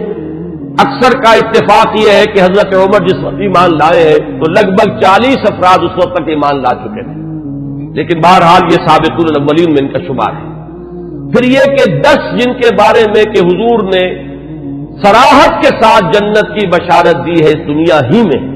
جنہیں ہم کہتے ہیں عشرہ مبشرہ، ان میں سے ایک ہے۔ پھر خلفائے راشدین میں ان کا شمار ہے بالاتفاق۔ اب اہل تشیع کا معاملہ میں اسے خارج کر رہا ہوں، لیکن یہ کہ اہل سنت کے نزدیک۔ پھر یہ کہ حضور صلی اللہ علیہ وسلم کے ساتھ جو رشتہ ہے، حضرت حفصہ رضی اللہ تعالی عنہا ام المومنین، یہ ان کی صاحبزادی ہیں۔ آخری الفاظ ان کی طرف میں نے توجہ دلائی وہ کیا ہے کہ احد و کبار علماء صحابۃ والزہادہم، دونوں اعتبارات سے کہ وہ صحابہ کرام میں جو مختلف اوصاف کے اعتبار سے تقسیم کی جاتی ہے، مثلا بعض فقہائے صحابہ، علماء صحابہ، وہ صحابہ کے جن کو علم سے، تفقہ سے، قرآن اور سنت کے گہرے فہم سے خصوصی مناسبت تھی، تو حضرت عمر رضی اللہ تعالیٰ عنہ کا شمار بھی انہی میں سے۔ اور زہادہم، سب سے زیادہ جو زاہد، زہد میں جن کا کہ یوں سمجھیے کہ آخری درجہ ہے، انتہائی سادگی سے زندگی بسر کرنا اور پیون لگے ہوئے کپڑے پہننا، حضور صلی اللہ علیہ وسلم کا نقشہ جو ہے جو مدنی زندگی میں ہمیں نظر آتا ہے، ابتدائی مکی دور جو ہے اس میں تو حضور صلی اللہ علیہ وسلم کے لیے خاصی آسائشیں تھی اللہ تعالیٰ نے جو پیدا کر دی تھی، اس لیے کہ حضرت خدیجہ رضی اللہ تعالیٰ عنہ سے شادی کے بعد سہولتیں تھیں، اس لیے کہ وہ بہت دولت مند مالدار خاتون تھی۔ لیکن مدنی دور میں جو اصل آپ کی یوں سمجھیے کہ دنیاوی، اگر اسے لفظ اقتدار سے ہم موسوم کریں تو دنیاوی اقتدار کا دور جو ہے آپ کا، وہ تو مدنی دور ہے اگر دنیا کے اعتبار سے اصطلاح کا استعمال کیا جائے، اگرچہ حضور صلی اللہ علیہ وسلم کے لیے لفظ مجھے موضوع معلوم نہیں ہوتا، لیکن اس وقت جو آپ نے فقر اختیاری جو ہے، جو اس کا ہمیں سیرت مطہرہ کے اندر جو ہے مظاہرہ ملتا ہے کہ آپ نے اپنے اختیار سے فقر اور درویشی کی زندگی اختیار کی، اس میں بتمام و کمال حضرت عمر فاروق اور حضرت ابوبکر صدیق رضی اللہ تعالی عنہما، یہ دونوں بھی بالکل عکس کامل نظر آتے ہیں حضور صلی اللہ علیہ وسلم کے اس صحبت کا۔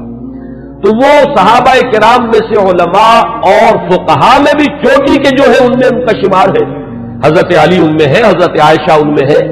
مختلف جو ہے یہ حضرات ہیں، ان میں حضرت عمر ہے۔ پھر زہاد میں بھی جو سب سے زیادہ فقراء صحابہ کا جو نقشہ تھا، حضرت عمر نے اپنے اختیار سے وہی نقشہ اپنی زندگی میں اختیار کیا۔ कुल 539 अहादीस हैं जो हजरत उमर से बढ़वी।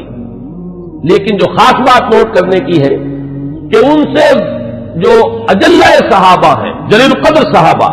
हजरत उस्मान ने उनसे रिवायत की, हजरत अली ने उनसे रिवायत की, हजरत तलहा ने उनसे रिवायत की, साद इब्न अबी वक्कास ने उनसे रिवायत की, अब्दुल रहमान इब्न औफ उनसे रिवायत करने वाले हैं, इब्न मसऊद, हजरत अबू जर, अम्र इब्न अबसा और उनके बेटे खुद हजरत उमर के साहिबजादे अब्दुल्ला, इब्न अब्बास, इब्न जुबैर, अनस, अबू हुरैरा और अम्र इब्न आस, अबू मूसा अशरी, ये सहाबा किराम है जिन्होंने हजरत उमर से रिवायत की। बात समझ लीजिए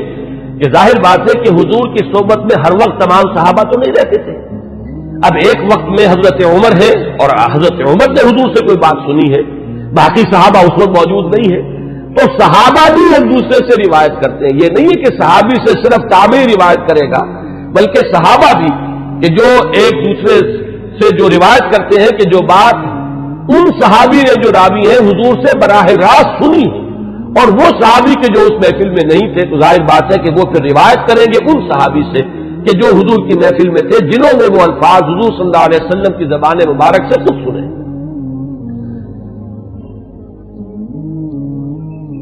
दो रिवायात अब मैं आपको सुना रहा हूं हजरत उमर के इस्लाम के ज़िमन में जो हुजूर की दुआ मंकूल है। एक दुआ जो है इसमें मशहूर है, आम तौर पर हजरत उमर के मौजू पर, सीरत के मौजू पर जो तकरीरें आपने सुनी होंगी उनमें आपकी सुनने में आई होगी। एक दूसरी है, वो भी मैं चाहता हूं कि आज आप सुन लें।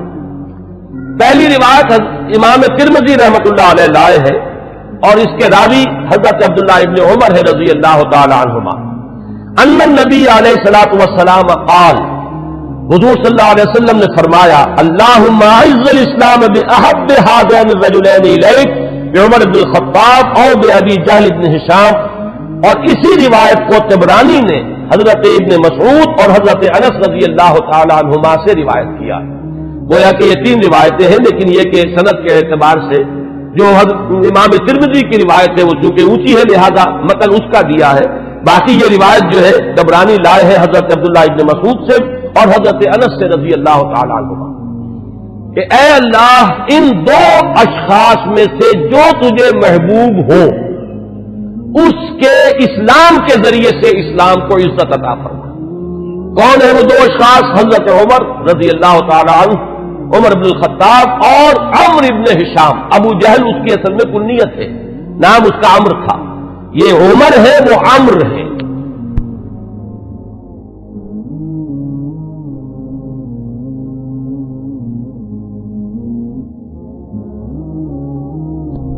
अम्र इब्न आस,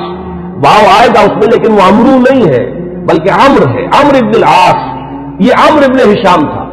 मैं इससे पहले बयान कर चुका हूं कि हुजूर ने इन दोनों को क्यों सामने रखा, ये ज़हन में रखिए। इसको मैं इस वक्त यहां बयान नहीं करूंगा कि शख्सी औसाफ के एतबार से शुजाअत, बहादुरी, जिस चीज को तस्लीम कर ले फिर उसके लिए गर्दन कटवाने के लिए तैयार हो जाना। एक वो लोग होते हैं जो हकीकत को तस्लीम भी कर लेते हैं, लेकिन ये कि फिर भी वो आगे नहीं बढ़ते, पीछे ही रहते, बच बच कर चलते हैं और वो अपना दामन जो है बचाकर जो है किसी चीज का साथ भी देते हैं तो तहफ्फुज़ात के साथ देते हैं। एक वो लोग होते हैं जो बात कबूल कर ले फिर हर के बाद अब गर्दन भी कटवा देंगे, जान दे देंगे। इन एतबारात से मुशाबहत है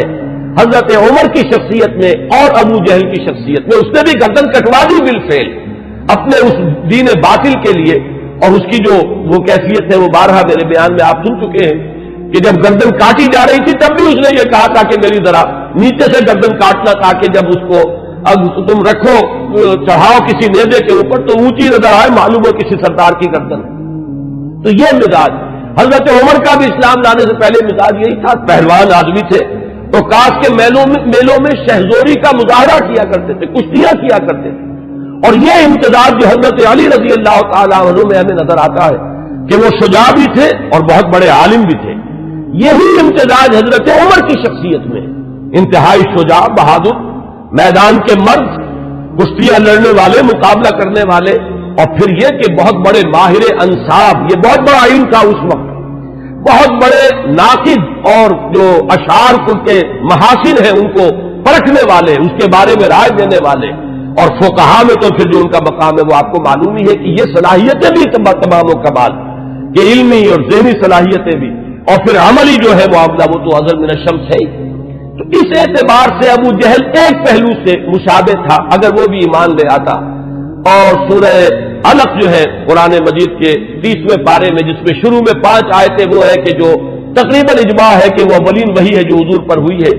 اس میں جس شخص کا ذکر ہے وہ یہی ابو جہل ہے کہ اگر یہ شخص ایمان لے آتا تو کیا ہوتا.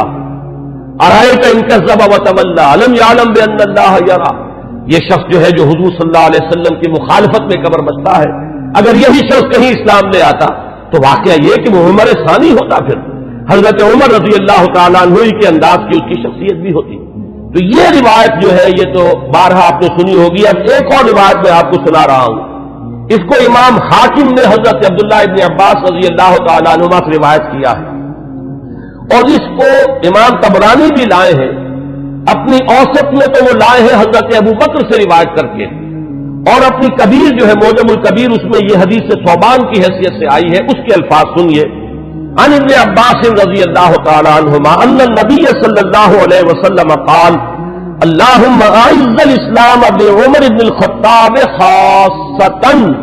اس روایت میں ابو جہل کا نام نہیں ہے بلکہ خاص طور پر گویا کہ حضرت عمر ہی کے لیے حضور صلی اللہ علیہ وسلم دعا فرمائی اور اللہ تعالیٰ نے قبول فرمائی. اسی لیے ہمارے ہاں علماء حضرت عمر کے لیے لفظ استعمال کیا کرتے مراد رسول, کہ جن کے لیے خاص طور پر حضور صلی اللہ علیہ وسلم نے دعا کی ہے اور اللہ تعالیٰ نے آپ کی دعا کو شرف قبول عطا فرمایا ہے اور حضرت عمر بن الخطاب کو ایمان کی توفیق عطا فرمائی. اب میں آپ کو کچھ تو وہ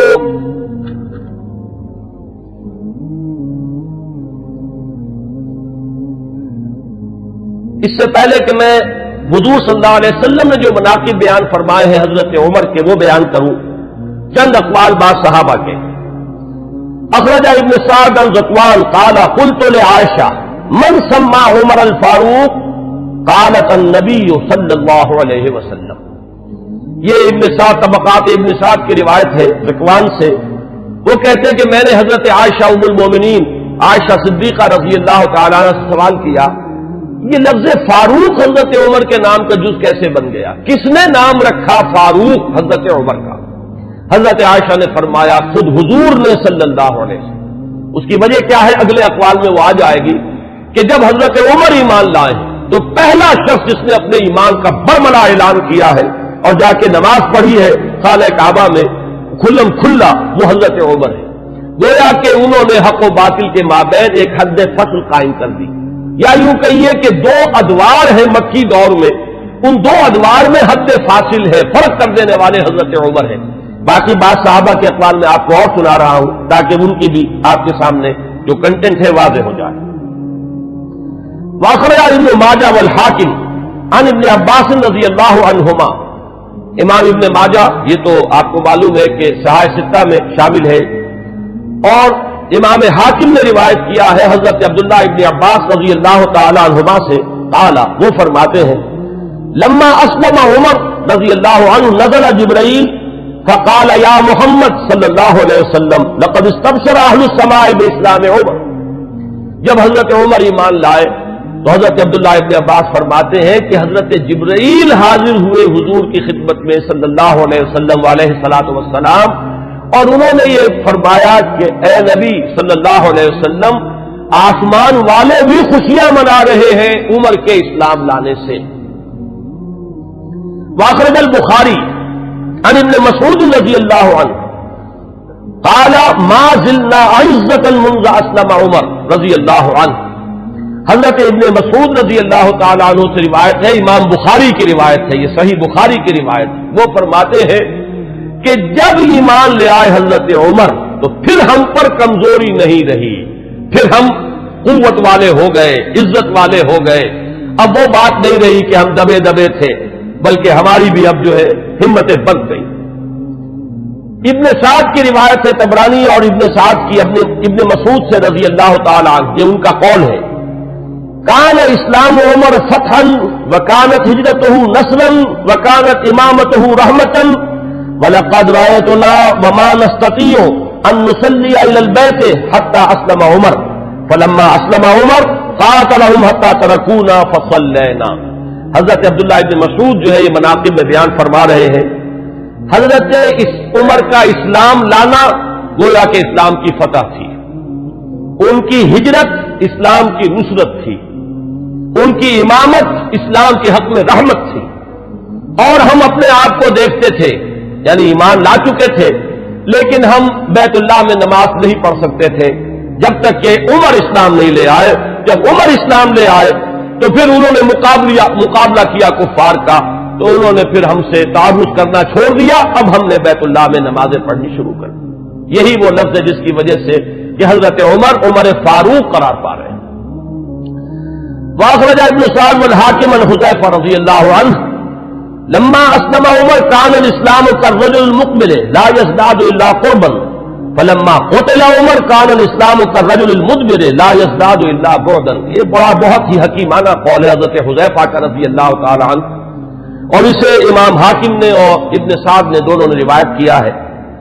یہ حضرت حذیفہ فرما رہے ہیں کہ جب حضرت عمر اسلام لے آئے تو اسلام ایک آنے والے شخص کے مانند ہو گیا کہ جو شخص آ رہا ہو وہ ہر لحظہ آپ سے قریب تر ہوتا چلا جا رہا ہے۔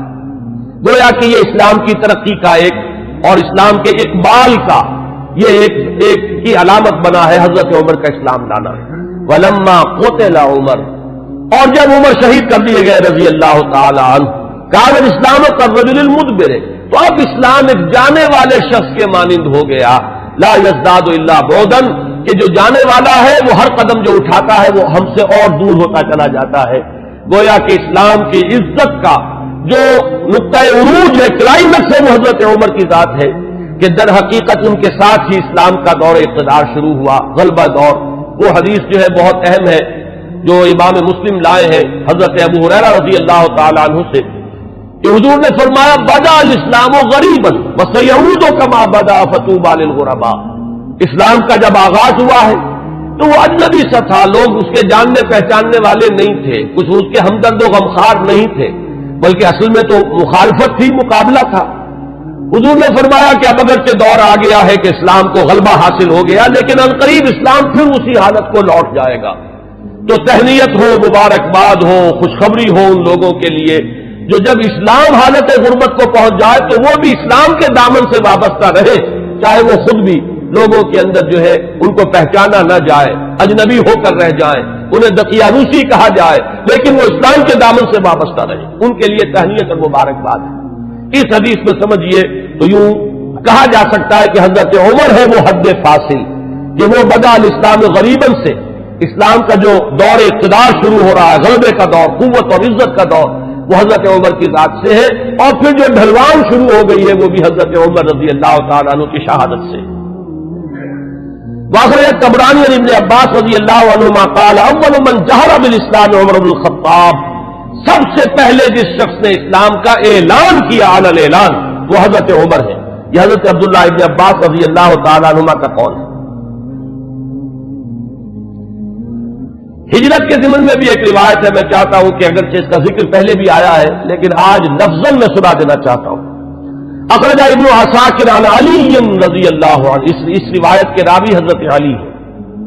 قال ما علمت احد الحاجر الا مختفیا الا عمر بن الخطاب، حضرت عمر فرماتے میں نہیں جانتا کسی بھی شخص کو مگر یہ کہ اس نے ہجرت کی ہے خفیہ طریقے پر سوائے عمر بن الخطاب، یعنی جو بھی ہجرت کے لیے نکلتا تھا خفیہ طریقے سے نکلتا تھا، لوگوں کو معلوم نہ ہو جائے، خام خواہ راستہ روکیں گے، کوئی تکلیف پہنچائیں گے، سوائے حضرت عمر کے۔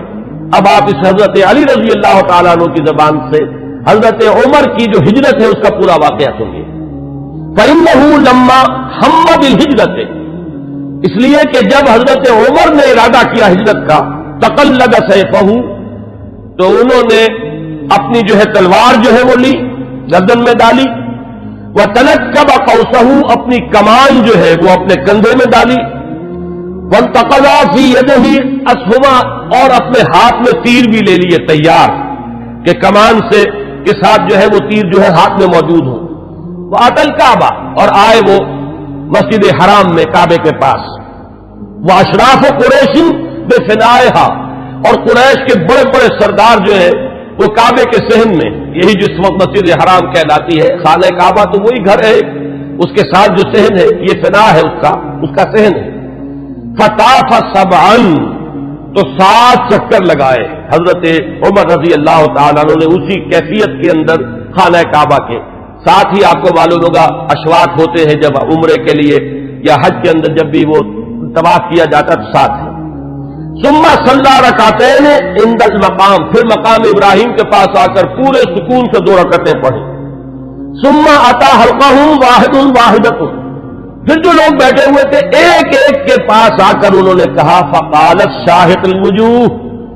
لوگ چہرے جو ہے وہ کملا گئے، عزت ختم ہوئی. اور اس کے بعد فرمایا من اراد ان تسکنہ امہ او ییتم ولدہ او ترمل زوجتہ، جس شخص کی بھی یہ خواہش ہو کہ اسے روئے اس کی ماں اور یتیم ہو جائے اس کے بچے اور بیوہ ہو جائے اس کی بیوی، فلیلقنی وراء ھذا الوادی، تو وہ آئے اور اس وادی کے پیچھے ذرا مجھ سے مقابلہ کر لے. یہ اعلان کر کے ذرا الفاظ غور کیجئے، جس کا بھی ارادہ ہو جو چاہتا ہو کہ اسے اس کی ماں روئے اور اس کے بچے یتیم ہو جائیں اور اس کی بیویاں یا بیوی جو ہے وہ بیوہ ہو جائے، تو ذرا آ جائے میرا مقابلہ کر لے. فرمایا حضرت علی فرماتے فما تبعہ منہم احد، ان میں سے کسی کو یہ جرأت نہیں ہوئی کہ وہ حضرت عمر کا پیچھا کرتا. اس کے بعد اب چند احادیث میں آپ کو سنا رہا ہوں جو حضرت عمر کی شان میں، اگرچہ امام سیوطی نے تو یہ بہت سے اس میں نقل کیے ہیں، لیکن میں یہ چاہتا ہوں کہ صرف صحاح کی جو روایات ہے وہ آپ کو سناؤں. باقی یہ کہ ابن عساکر اور حاکم مختلف اور طبرانی یہ جو یعنی کتابیں حدیث کی ہیں جن کا درجہ بہرحال وہ نہیں ہے، وہ آپ میں سے جس کو بھی شوق ہوگا وہ اس کو اپنے طور پر مطالعہ کر لے گا. لیکن یہ روایات جو ہیں یہ تو متفق علیہ. اخرج الشیخان عن ابی ہریرہ رضی اللہ عنہ، اب یہ حضرت امام بخاری اور امام مسلم دونوں کی یعنی کا اتفاق ہے اس روایت پر. قال، حضرت ابو ہریرہ فرماتے ہیں قال النبی علیہ الصلوۃ والسلام، حضور صلی اللہ علیہ وسلم نے فرمایا بین انا نائم، کہ اسی اثناء میں کہ میں سویا ہوا تھا، رأیتنی فی الجنہ، میں نے اپنے آپ کو جنت میں پایا. یہ خواب کا ذکر فرما رہے حضور. فَإِذَا امْرَأَةٌ تَتَوَضَّأُ إِلَىٰ جَانِبِ قَصْرٍ، تو میں نے دیکھا کہ ایک عورت، ایک خاتون ہے، ایک بہت بڑا قصر ہے، محل ہے، اس کے ساتھ کوئی لان ہوگا، پائن باغ ہوگا، اس میں وہ وضو کر رہی ہیں. قُلْتُ لِمَنْ هَٰذَا الْقَصْرُ، میں نے پوچھا، فرشتوں سے پوچھا ہوگا آپ نے، کس کا ہے یہ محل؟ قالوا لعمر، تو مجھے بتایا گیا کہ یہ عمر کا محل ہے. فذکرت غیرتک، اب یہ بات بھی حضور فرما رہے حضرت عمر سے کہ عمر اس وقت مجھے تمہاری غیرت کا احساس ہوا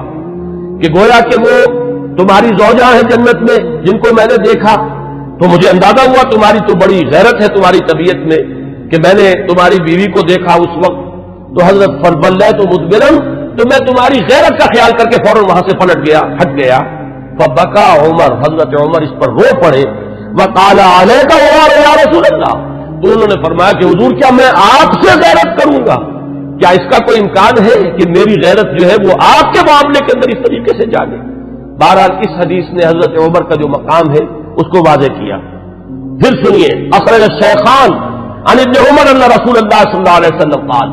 یہ بھی متفق علیہ روایت ہے. حضور نے فرمایا بینا انا نائم شربت، میں ایک سویا ہوا تھا، خواب ہی میں نے پیا، یعنی اللبن، کیا پیا؟ دودھ پیا. حتی انظر الرجل یجری من اظفاری، اتنا پیا کہ وہ جو اس کے تر و تازگی اس سے پیدا ہوئی، میں نے محسوس کیا کہ اس کا اثر میرے ناخونوں تک پہنچ گیا. وہ تازگی جو ہے یا وہ قوت جو حاصل ہوئی اس سے وہ میرے ناخونوں سے ٹپک رہی ہے، بہہ رہی ہے. ثم ناولتہ عمر، پھر میں نے وہ پیالہ جو ہے وہ عمر کو دے دیا. قالوا فما اولتہ یا رسول اللہ، صحابہ نے پوچھا حضور آپ نے اس خواب کی کیا تعبیر کی؟ قال العلم، حضور نے فرمایا وہ پیالہ وہ علم کا پیالہ ہے جس سے میں نے سیر ہو کر پیا، اور پھر میں نے وہ پیالہ عمر کے حوالے کر دیا اور اس نے اس سے پیا. پھر سنیے تیسری حدیث، اخرجہ الشیخان، پھر اس حدیث کے راوی بھی دونوں ہیں امام بخاری امام مسلم. عن ابی سعید الخدری رضی اللہ عنہ، حضرت ابو سعید خدری فرماتے ہیں قال سمعت النبی صلی اللہ علیہ وسلم، حضور صلی اللہ علیہ وسلم سے میں نے خود سنا، یقول، یہ فرماتے ہوئے بینا انا نائم رأیت الناس عرضوا علی وعلیہم قمص، میں سویا ہوا تھا، میں نے دیکھا بہت سے لوگ میرے سامنے پیش کیے گئے، انہوں نے قمیصیں پہنی ہوئی ہیں لیکن ان قمیصوں کا سائز جو ہے بڑا مختلف ہے۔ فَمِنْهَا مَا يَبْلُغُ الصُّدَى، ان میں سے کچھ ایسے بھی تھے کہ جن کی قمیضیں صرف سینے تک پہنچتی تھیں۔ وَمِنْهَا مَا يَبْلُغُ دُونَ ذَلِكَ، بہت سے ایسے تھے جن کی قمیضیں لمبی تھیں، اس سے زیادہ تھیں۔ وَعُرِضَ عَلَيَّ عمر، اور اب میرے سامنے عمر کو پیش کیا گیا۔ وَعَلَيْهِ قَمِيصٌ يَجُرُّهُ، ان پر اتنی لمبی قمیص تھی، اتنی لمبی قمیص پہنی ہوئی تھی، زیب تن کیے ہوئے تھے کہ وہ اسے گھسیٹ رہے تھے، یعنی وہ پیچھے پیچھے جو ہے، جیسے کہ پچھلے زمانے کے اندر بادشاہوں کا رواج ہوتا تھا ان کے، اور یہ ہمارے ہاں بھی جو جانگلیوں میں آپ نے دیکھا ہوگا تہمت جو ہے وہ زمین میں گھسٹتا ہوا چلے اپنے فخر اور غرور کے اظہار کے لیے، وہ نقشہ جو ہے کہ وہ اپنے اس قمیص کو گھسیٹ رہے ہیں۔ قالا، لوگوں نے پوچھا، قالو فما اولتہ یا رسول اللہ، حضور آپ نے اس کی کیا تعبیر فرمائی؟ قالا دین، حضور نے فرمایا دین ہے یہ، لوگوں کے حصے میں دین کے مختلف حصے آئے ہیں، کسی کے پاس بہت ہے، کسی کے پاس کم ہے، کسی کے پاس زیادہ ہے۔ حضرت عمر رضی اللہ تعالی عنہ کو اللہ تعالیٰ نے دین کی دولت سے جس درجے سرفراز فرمایا تو اس حدیث میں اس تمثیل سے واضح ہوئی۔ پھر سنیے، یہ بھی پھر متفق علیہ روایت ہے، یہ میں چاہتا ہوں کہ آپ حضرات کے سامنے یہ چیزیں آئیں تو اس پوری سند کے ساتھ آئیں، کس درجے کی یہ روایات ہے، یہ کہانیاں نہیں ہیں، یہ صرف زور خطابت نہیں ہے کہ جو لوگ اپنے انداز کے اندر آپ حضرات کے سامنے بیان کرتے ہوں، بلکہ یہ کہ یہ حقائق ہیں وہ کہ جو ہمارے ہاں مستند ترین،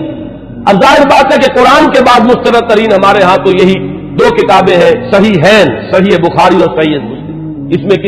کسی کو بھی اہل سنت میں کسی شک و شبے کی گنجائش نہیں، اور ان کی یہ متفق علیہ روایات ہے۔ اس کے راوی حضرت سعد بن ابی وقاص رضی اللہ تعالی عنہ قال قال النبی علیہ الصلوۃ والسلام یا ابن الخطاب، حضرت سعد بن ابی وقاص فرماتے ہیں کہ حضور صلی اللہ علیہ وسلم نے فرمایا، اے خطاب کے بیٹے رضی اللہ عنہ،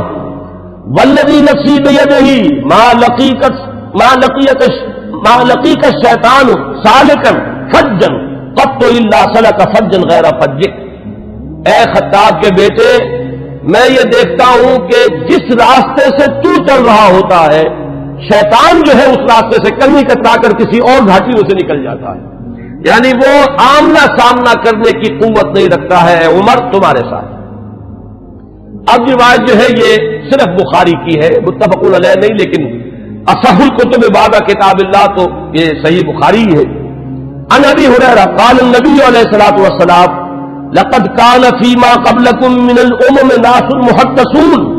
فإن يكن في امتي احد فإنه عمر، حضرت حضور صلی اللہ علیہ وسلم کا فرمان کیا ہے؟ حضرت ابو ہریرہ راوی ہے کہ حضور نے فرمایا کہ تم سے پہلی جتنی امتیں گزری ہیں، جتنے رسولوں کو اللہ تعالیٰ نے امتیں عطا فرمائی، ان میں محدث ہوتے تھے۔ محدث وہ ہے، اس کو میں نے پہلے بھی کبھی عرض کیا تھا کہ یہ لفظ جو ہے زبر اور زیر کے فرق سے بہت اس کے اندر معنی کا جو ہے فرق واقع ہو جاتا ہے۔ محدث یہ تو ہمارے ہاں محدثین کرام، امام بخاری، حدیث نبوی کے ماہرین عالمین وہ ہے محدثین، اور محدث وہ شخص ہوتا ہے جس سے اللہ کلام کرے، جس سے اللہ کی طرف سے الہام ہوتا ہو، وہ محدث۔ حضور نے فرمایا کہ تم سے پہلے جتنی امتیں بھی گزری ہیں ان میں محدث ہوتے تھے، میری امت میں اگر کوئی محدث ہے تو وہ عمر ہے رضی اللہ تعالی عنہ۔ اس کا ایک بڑا گہرا تعلق ہے کہ کتنی چیزیں، کتنے معاملات ہیں، اگرچہ میں نے نشان تو اور بہت سی روایات کے اوپر بھی لگائے ہوئے ہیں، لیکن میں سمجھتا ہوں کہ میں اسی پر اکتفا کروں۔ البتہ ایک چیز جو ہے حضرت عمر رضی اللہ تعالیٰ عنہ کے مناقب میں جو اہم ترین ہے وہ میں چاہتا ہوں کہ ذرا چند منٹ اور لے کر آپ کے سامنے بیان کر دوں، اور وہ اسی سے کہ محدث اس شخص کو کہتے ہیں جس سے اللہ ہم کلام ہوتا ہو،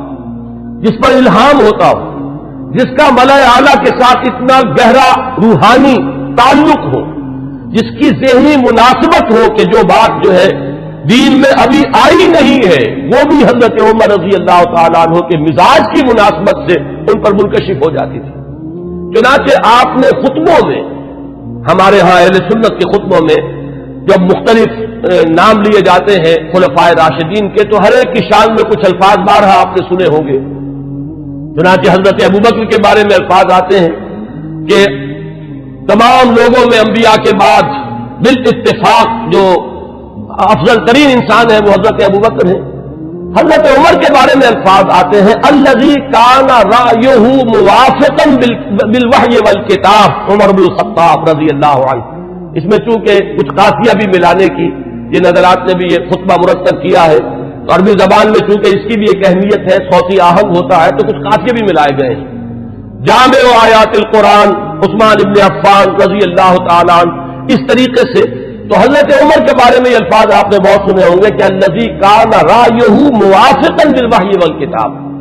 وہ شخص کے جس کی رائے وحی اور کتاب کے موافق تھی. میں نے ایک مرتبہ یہ عرض کیا تھا اور آج پھر جسارت کر رہا ہوں کہ غیر شعوری طور پر ان الفاظ نے حضرت عمر کا درجہ گھٹا دیا ہے، اس لیے کہ یہ شان تو ہر صحابی کی ہے. ہو ہی نہیں سکتا کہ وحی اور کتاب کے موافق ان کی رائے نہ ہو. جب وحی اور کتاب آ گئی تو اب کسی صحابی کی یہ شان ہے ہی نہیں. جیسے کہ قرآن مجید میں فرمایا گیا کہ ما کان لمؤمن ولا مؤمنۃ اذا قضى الله امرا ان يكون له الخيرة في امره. جب اللہ اور اس کے رسول کی طرف سے کوئی فیصلہ صادر کر دیا جائے پھر کسی مومن اور مومنہ کے لیے یہ ممکن ہی نہیں ہے کہ اس کے بعد بھی وہ کوئی اپنا اختیار سمجھے اور اپنی کوئی رائے علیحدہ رکھے. تو اس حد تک تو حضرت عمر کی بات بھی اگر ہے تو وہ تو تمام صحابہ کے ساتھ ہے. اصل شان تو یہ ہے کہ الذی کان الوحی والکتاب موافقا برأیہ. حضرت عمر کی شان یہ ہے کہ وحی اور کتاب نازل ہوئی ہے ان کی رائے کی موافقت میں. ایک رائے ان کی طرف سے پہلے آئی ہے اور کلام اللہ میں وہ حکم اس کے مطابق نازل ہو گیا ہے. ظاہر بات ہے کہ اس کا سبب نزول یہ نہیں ہے کہ حضرت عمر نے یہ فرمایا معاذ اللہ، لیکن یہ کہ وہ موافقت نزول سے قبل کی مناسبت، وہ ذہنی اور باطنی اور روحانی اور قلبی جو مناسبت حضرت عمر کو حاصل تھی اس حقیقت کے ساتھ، اس کی وجہ سے جو بات آپ کے ذہن میں آتی تھی اسی کے مطابق قرآن مجید میں پھر حکم نازل ہو جاتا تھا. امام عبداللہ شیبانی نے 21 اس کی مثالیں دی ہیں، جس کو کہ یہاں اس وقت جو ہے میں ظاہر بات ہے کہ نقل نہیں کر سکتا. ان میں سے 5-6 جو بہت اہم ہیں وہ میں گنوا رہا ہوں. سب سے پہلی بات یہ کہ حضرت عمر نے یہ فرمایا تھا، عرض کیا تھا حضور صلی اللہ علیہ وسلم سے لَاتَّخَذْنَا مِن مَقَامِ إِبْرَاهِيمَ مُصَلَّى. حضور کیا ہی اچھا ہو اگر ہم مقام ابراہیم کو اپنی جائے نماز بنائیں، ہم یہاں پر نماز ادا کیا کریں. فَنَزَلَتْ، اور اس کے بعد یہ آیت نازل ہو گئی وَاتَّخِذُوا مِن مَقَامِ إِبْرَاهِيمَ مُصَلَّى. یہ الفاظ جو ہے تقریباً بالکل وہی ہے کہ جو الفاظ حضرت عمر نے اپنے قول میں استعمال کیے تھے بالکل اسی کے مطابق یہ وہی نازل ہوئی. اسی طرح دوسری بات حضرت عمر ہے جنہوں نے حضور صلی اللہ علیہ وسلم سے فرمایا، عرض کیا تھا یا رسول اللہ يدخل على نسائك البر والفاجر فلو امرتهن ان يحتجبن، کہ حضور آپ کے گھروں میں مومن بھی آتے ہیں، منافق بھی آ جاتے ہیں، نیک بھی آتے ہیں اور فاجر قسم فاسق قسم کے لوگ بھی آ جاتے ہیں، تو کیا ہی اچھا ہو اگر آپ اپنی ازواج کو پردے کا حکم دیں. فنزلت آیت الحجاب، اس کے بعد جو ہے وہ حجاب والی آیت نازل ہو گئی. نمبر 3 وَاجْتَمَعَ نِسَاءُ النَّبِيِّ علیہ الصلوٰۃ والسلام فِي الْغِیرَۃِ. قُلْتُ، حضرت عمر یہ فرماتے ہیں کہ جب حضور صلی اللہ علیہ وسلم کے ازواج مطہرات نے وہ ایک ایکا کر لیا تھا، یہ واقعہ ہے جو آتا ہے سیرت میں، حضور صلی اللہ علیہ وسلم سے نان نفقے کے مطالبے کے لیے کہ کچھ ہمارا بھی جو ہے روزینہ بڑھا دیا جائے، کچھ ہمارے لیے بھی وسعت ہو جانی چاہیے. جیسے حضرت فاطمہ حاضر ہوئی تھی حضور کی خدمت میں کہ اب تو عام لوگوں کے گھروں کے اندر جو ہے بڑی خوشحالی ہے تو مجھے بھی کوئی کنیز یا غلام عنایت ہو جائے. اسی طرح ازواج مطہرات کا معاملہ ہے، انہوں نے بھی اسی دلیل سے کہ اب تو عام لوگوں کے گھروں کے اندر بڑی خوشحالی ہو گئی ہے تو کچھ نہ کچھ ہمیں بھی وسعت اور کشادگی کا انتظام کر دیا جائے. تو جب یہ معاملہ ہوا تو حضرت عمر نے یہ کہا تھا، جو الفاظ فرمائے تھے اس کے مطابق وہ آیت نازل ہوئی عسى ربه ان طلقكن ان يبدله ازواجا خيرا منكن. یہ تیسری مثال ہے. چوتھی مثال، بدر کے اسیروں کے ضمن میں جب مشورہ ہوا حضرت عمر کی رائے یہ تھی کہ ان سب کو قتل کیا جائے.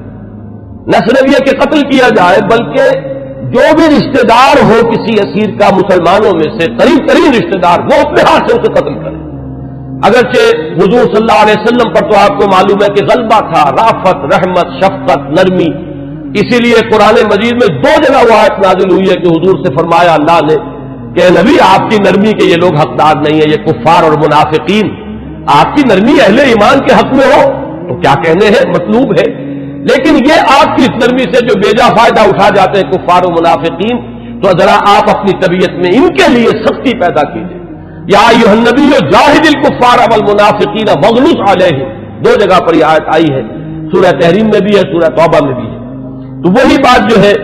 یہاں پر ہوئی تھی کہ حضور کی طبیعت میں بھی غلبہ تھا، اور حضرت ابوبکر انتہائی رقیق القلب، حضور صلی اللہ علیہ وسلم کی سیرت کے اس اعتبار سے عکس کامل، وہی شفقت اور رحمت، ارحم امتی بامتی ابوبکر واشدہم فی امر اللہ عمر، وہی معاملہ یہاں تھا۔ تو بہرحال جب یہ فیصلہ ہو گیا کہ انہیں فدیہ لے کر چھوڑ دیا جائے، تو پھر قرآن مجید میں جو آیت نازل ہوئی سورہ انفال میں ہے، وہ آپ کے علم میں ہوگا کہ اس میں توثیق ہوئی حضرت عمر کی رائے کی۔ اسی طریقے سے شراب کی حرمت کے ضمن میں حضرت عمر رضی اللہ تعالیٰ عنہ نے پہلے سے کہنا شروع کر دیا، اور بار بار وہ دعا کرتے تھے اللہ اس شراب کے ضمن میں تو آخری اور حتمی اور جو فیصلۃ الحکم ہے وہ نازل فرما دے۔ تو اس کے بعد اللہ تعالیٰ نے اس کی آخری حرمت کا جو ہے وہ فیصلہ فرمایا، اس کی جو آیت جو ہے وہ نازل ہوئی۔ ایک اور اہم مقام ہے، یہ ابن ابی حاتم لائے اپنی تفسیر میں حضرت انس سے،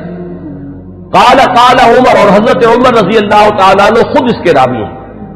وافقت ربی فی 40، یہاں حضرت عمر فرما رہے ہیں 4 چیزوں میں میرے رب کے ساتھ میری کامل موافقت ہو گئی کہ جو بات میرے ذہن میں آئی، بلکہ یہاں تو میں جو مثال دے رہا ہوں جو زبان پر آ گئی حضرت عمر کے، بالکل وہی جو ہے وہی کے اندر الفاظ نازل ہو گئے۔ وہ فرماتے ہیں کہ نزلت هذه الآیہ، جب یہ آیت نازل ہوئی ہے سورہ مومنون میں ہے، وَلَقَدْ خَلَقْنَا الْإِنسَانَ مِنْ سُلَالَةٍ مِّن طِينٍ ثُمَّ جَعَلْنَاهُ نُطْفَةً فِي قَرَارٍ مَّكِينٍ ثُمَّ خَلَقْنَا النُّطْفَةَ عَلَقَةً فَخَلَقْنَا الْعَلَقَةَ مُضْغَةً فَخَلَقْنَا الْمُضْغَةَ عِظَامًا فَكَسَوْنَا الْعِظَامَ لَحْمًا ثُمَّ أَنشَأْنَاهُ خَلْقًا آخَرَ۔ جب یہ آیات نازل ہوئی تو میری زبان پر فوراً الفاظ جاری ہو گئے، فَتَبَارَكَ اللَّهُ أَحْسَنُ الْخَالِقِينَ، اور بین ہی یہی الفاظ بعد میں قرآن مجید میں بھی وحی کے ذریعے سے نازل ہو گئے۔ یہ میں نے صرف آپ کو 6 مثالیں سنائی ہیں، 21 مثالیں ہیں اس طرح کی کہ جو عبداللہ شیبانی رحمہ اللہ نے اپنی کتاب میں جو ہے اس کو درج کیا ہے، کہ بالکل ذہن میں سمجھیے کہ ایک ذہن ہے، ایک مزاج ہے، ہم آہنگی ہے، حقیقت تک اتنی رسائی ہو چکی ہے، اتنا قرب ہو چکا ہے کہ بالکل سوچ وہی ہے، بلکہ یہ کہ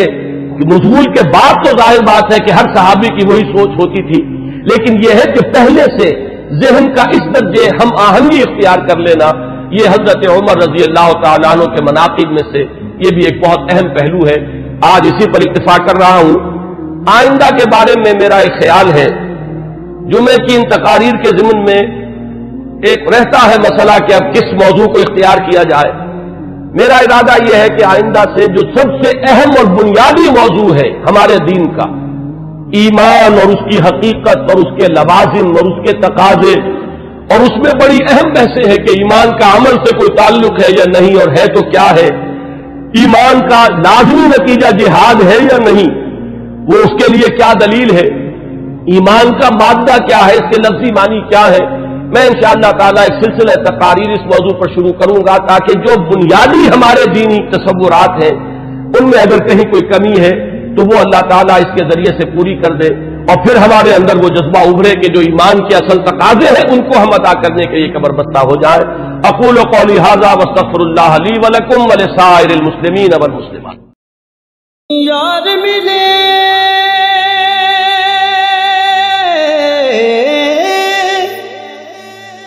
دلدار ملے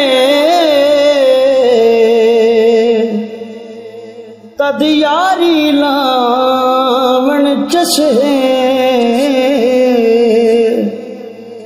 کافر ہے جڑا لا کے یاری، پچھوں آنکھیں میری بس ہے۔